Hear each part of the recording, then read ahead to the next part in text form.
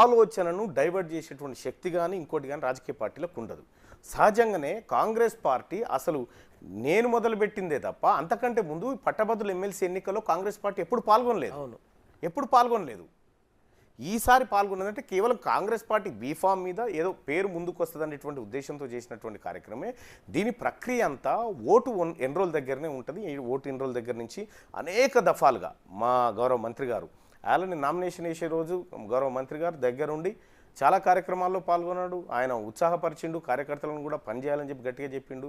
కేవలం మా మధ్య పార్టీలోని నాయకుల మధ్య వైషమ్యాలు సృష్టించడానికి పుట్టేటువంటి పుకార్లు తప్ప గౌరవ మంత్రి గారు కోమటిరెడ్డి వెంకటరెడ్డి గారు ఆయన ప్రతి క్షణం నల్గొండ జిల్లాలో జరుగుతున్నటువంటి ఎన్నికల ప్రక్రియను ఎక్కడికప్పుడు అబ్జర్వ్ చేస్తూనే ఉండు, అధికారులతోని ఆ తర్వాత కార్యకర్తలతోనే మాట్లాడుతూనే ఉన్నాడు.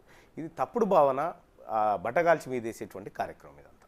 గతంలో మీరు ఎమ్మెల్సీగా పోటీ చేసి ఓడిపోయారు. అప్పుడు మీకు ప్రత్యర్థిగా కోదండరాం ఉన్నారు, అప్పుడు పల్లారాజేశ్వరరెడ్డి గెలిచిన పరిస్థితి. ఈసారి విభిన్న పరిస్థితులు, మీతో పాటే కోదండరాం నడిచిన పరిస్థితి అంటే ఎలా ఉంది? గతంలో కంటే కొంత మార్పు కనిపించినప్పటికి కూడా అది ఎందుకంటే విపక్ష పార్టీ అభ్యర్థిని అయి ఉంటే అది వేరే ఉండేది. కానీ అధికార పార్టీ అయినప్పుడు సహజంగానే మాకు ఎట్టి పరిస్థితుల్లో 30 నుంచి 35% యాంటీ గవర్నమెంట్ ఉంటుంది. ఎప్పుడైనా ఏ గవర్నమెంట్ నుంచి పోటీ చేసినప్పటికీ కూడా సహజంగా విపక్షాన్ని కోరుకుంటారు అన్నట్టు. సో పోయినసారి నేను విపక్షంలో ఉన్నాను కాబట్టి అప్పుడు నేను ఇండిపెండెంట్గా పోటీ చేసిన దాదాపు 1,49,000 ఓట్లు వచ్చినాయి. ఈసారి ఈ ప్రభుత్వము ఈ పార్టీ టికెట్ ఈ వర్గాలన్నిటితో కూడా దాదాపు 1,50,000 ఓట్ల దాకా సంపాదించడం జరిగింది.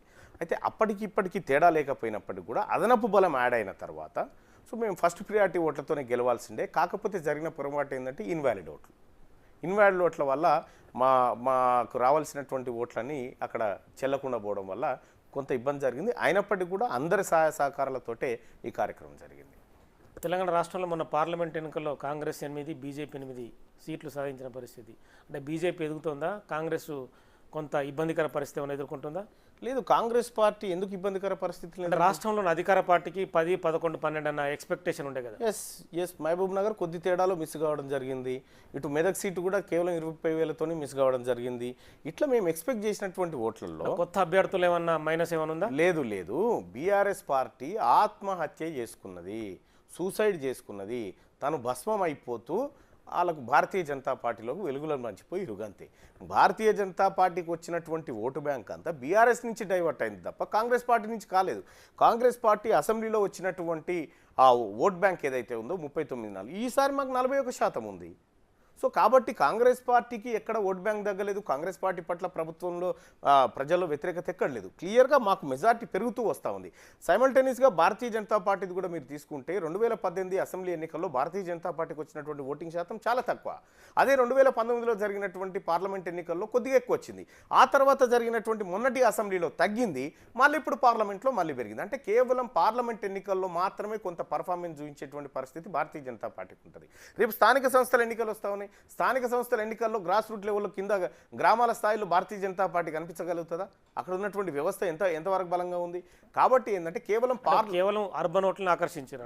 అంతవరకే. అది కూడా భారతీయ జనతా పార్టీకి పోలైనటువంటి ఓట్లు బీఆర్ఎస్ పార్టీ కనుక తన ఓటు షేర్ను తను తీసుకోగలిగితే కాంగ్రెస్ పార్టీ ఈజీగా 14-15 స్థానాలు కొట్టేది. ఇక్కడ ముఖ్యమంత్రి గారు అన్నట్టుగా బీఆర్ఎస్ పార్టీ తన ఓటు షేర్ను బలిపెట్టి భారతీయ జనతా పార్టీకి లబ్ధి చేకూర్చేటువంటి కార్యక్రమం చేసింది. కాబట్టి ఇలా కొంత కాంగ్రెస్ పార్టీ అనుకున్న దిశగా కాకపోయినా మంచి రిజల్ట్ సాధించింది. రైతు రుణమాఫీ, రైతు బంధు లాంటి ఏమన్నా ఏవైతే అవి ఉన్నాయో ఆ పథకాలు ఏమైనా దెబ్బతీసాయా? ఎక్కడ ఏం లేదు. అంటే ఆగస్టు 15కి వేస్తానని చెప్పి ముఖ్యమంత్రి ప్రకటించారు. ముఖ్యమంత్రి గారు చెప్పారు కాబట్టి ముఖ్యమంత్రి గారు ఆ ప్రకటన చేసిన తర్వాత ఆ ఎన్నిక జరిగింది. ఆ ఎన్నిక అయిపోయిన తర్వాత రైతు బిడ్డలు గ్రాడ్యుయేట్స్ నాకు ఓటేసినారు, నన్ను గెలిపించినారంటే ముఖ్యమంత్రి గారు చెప్పినటువంటి మాటను ప్రజలు విశ్వసించినారు. ఆగస్టు 15 లోపల 2 లక్షల రూపాయల రుణమాఫీ చేసి తీరుతాం ఈ రాష్ట్ర ప్రభుత్వం చేయబోతా ఉంది. ప్రజలకు ఇచ్చినటువంటి మాట నిలబెట్టుకోబోతా ఉంది.